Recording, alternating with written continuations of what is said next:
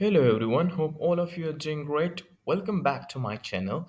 Today we are going to learn some more vocabulary और आज का जो हमारा पहला vocab है वो है रीइन्विगोरेट। रीइन्विगोरेट का मतलब ये होता है कि किसी बंदे को या किसी चीज़ को दोबारा या न्यू एनर्जी मिल जाए तो उसको फिर हम रीइन्विगोरेट बोलते हैं। ठीक है, एग्जाम्पल है after a long day it work a quick walk in the park can reinvigorate your mood and help you feel refreshed।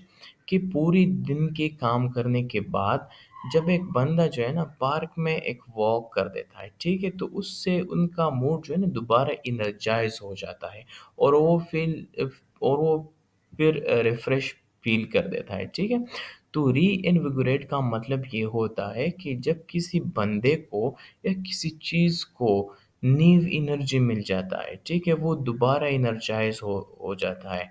एक बंदा है बहुत थक चुका है लेकिन कोई ऐसी चीज़ वो उसे मिल जाती है जिससे वो दोबारा एनर्जी को गेन कर देता है, तो उसको हम बोलते हैं रीइन्विगोरेट। ठीक है, आज का जो हमारा दूसरा वोकैब है वो है डेफिएंट। डेफिएंट का मतलब होता है डिसओबीडियंस, नाफरमानी को हम एक बंदा है जो कि नाफरमानी शो कर देता है तो उसको हम डेफिएंट बोलते हैं। ठीक है, यहाँ पर एग्जांपल है a child might be defiant कि चाइल्ड जो है ना वो डिसओबीडियंट हो सकता है when they refuse to follow a parent instruction. जब वो अपने वालिदैन की इंस्ट्रक्शन को फॉलो करने से वो रिफ्यूज़ कर दे, ठीक है? Saying I won't clean my room कि मैं अपने रूम को साफ़ नहीं कर सकता। तो डेफ़िएंट का मतलब ये होता है कि जब आप रेज़िस्टेंस शो करते हैं या नाफ़रमानी शो कर देते हैं, तो उसको हम डेफ़िएंट बोलते हैं कि एक बंदा है, वो नाफ़रमानी शो कर रहा है, तो उसको हम डेफ़िएंट बोलते हैं, ठीक है?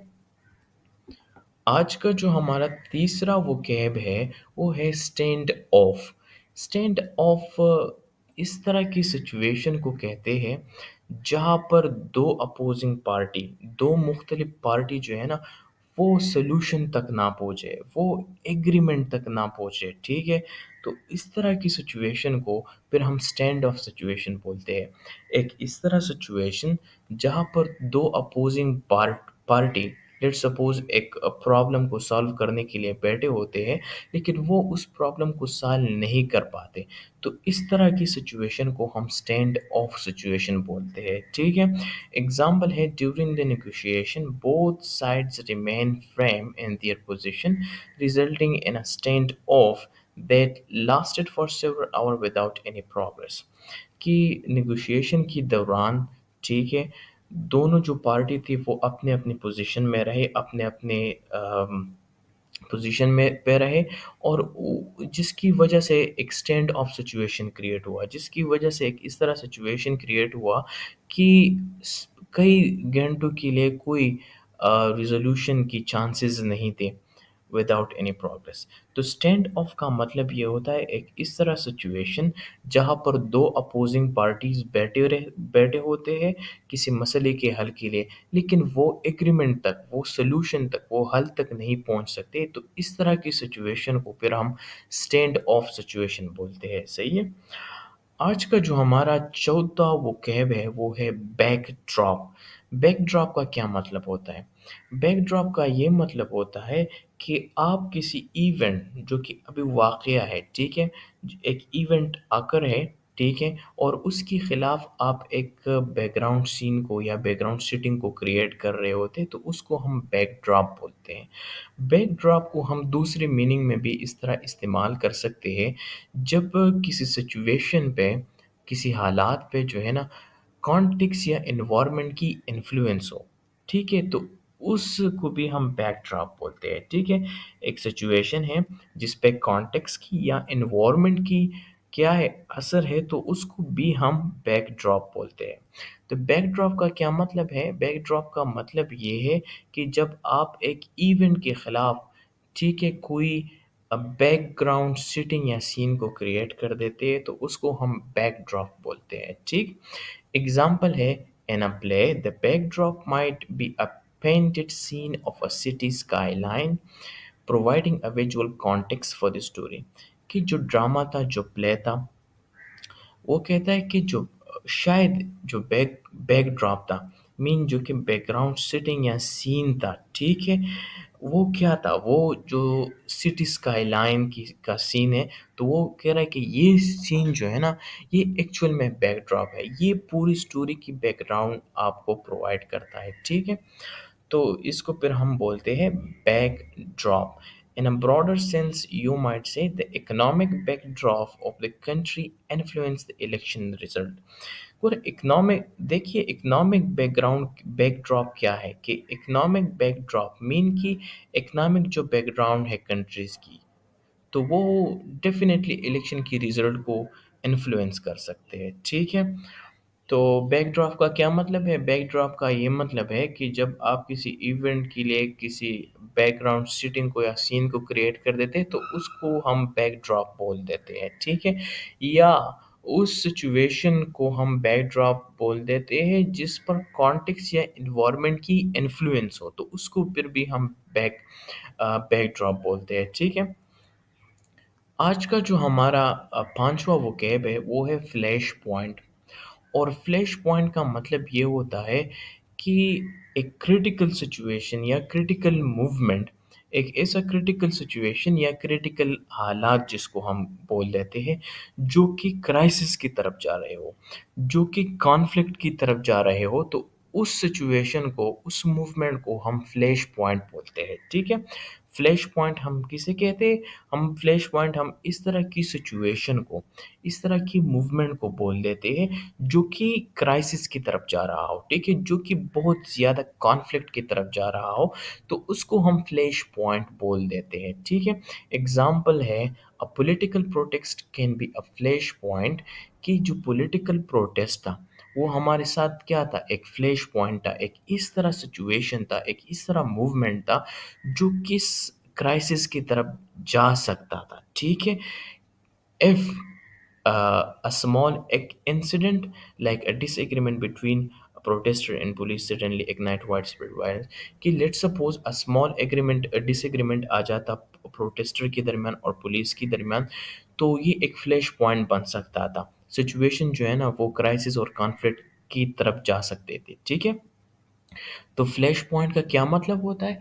फ्लैश पॉइंट का मतलब होता है एक इस तरह सिचुएशन, एक इस तरह मूवमेंट जो कि क्राइसिस की तरफ जा रहा हो, तो उसको फिर हम बोलते हैं फ्लैश पॉइंट, ठीक। आज का जो हमारा छठा वोकैब है वो है बोइंग। बोइंग इसको कहते हैं ना, जब आप किसी चीज़ या किसी बंदे को डिसअप्रूव कर देते हैं, ठीक है? तो इस अप्रूवल की एक्सप्रेशन को हम बोइंग बोलते हैं, ठीक है?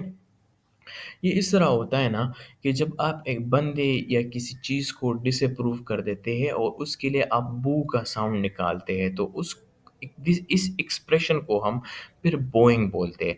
ये ज़्यादातर हमारे लिए हमारे साथ जो है ना परफॉर्मेंस सेटिंग में यूज़ होते हैं, लाइक थिएटर है, स्पोर्ट इवेंट है, पार्लियामेंट है, तो इसमें ये यूज़ हो सकता है, ठीक है। When the home team missed, ये एग्जांपल है, when the home team missed in easy goal, the crowd started booing in disappointment, कि जो एक होम टीम था, ठीक है, उन्होंने बहुत आसान गोल को मिस किया, तो जो क्राउड था उसने बूइंग स्टार्ट किया। तो बूइंग का क्या मतलब है? जब आप किसी बंदे को या किसी चीज़ को डिसअप्रूव कर देते हैं बाय एक्सप्रेसिंग बू साउंड, ठीक है, तो इसको हम बोलते हैं बूइंग।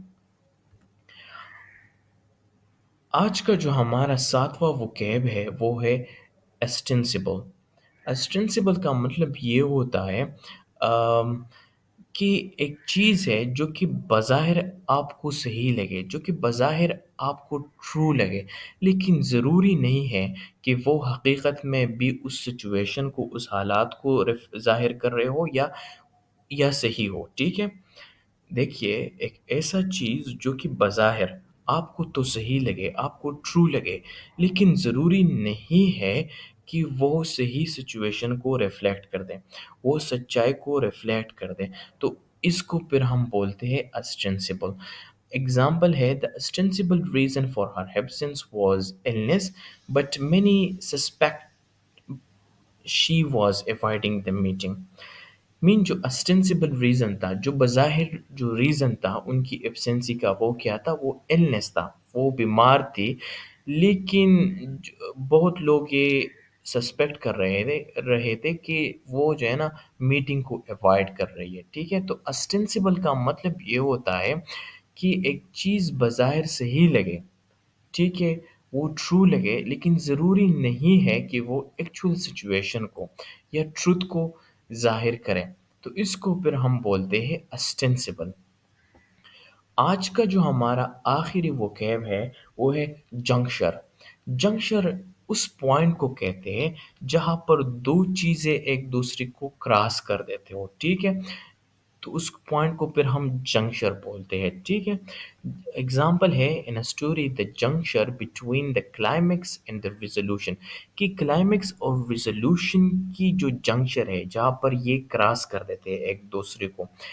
वो ये करते कहता है कि इज़ क्रूशियल, वो क्या है? वो इम्पोर्टेंट है because it determines how the conflict is resolve, क्योंकि ये हमें बता देते हैं, ये अख़ज़ कर देते हैं कि कॉन्फ्लिक्ट किस तरह जो है ना वो रिज़ॉल्व हुआ है, ठीक है? तो इसको हम क्या बोलते हैं? जंक्शन बोलते हैं। जंक्शन किसे बोलते हैं? जबकि जब 2 चीज़ें एक दूसरे को एक पॉइंट पे क्रॉस कर रहे होते हैं, तो उस पॉइंट को हम जंक्शन बोलते हैं, ठीक है? तो ये था आज का हमारा वोकैब्युलरी। होप आपको समझ आ गई होगी। प्रैक्टिस करें, practice makes perfect. Thanks for watching. See you in the next video.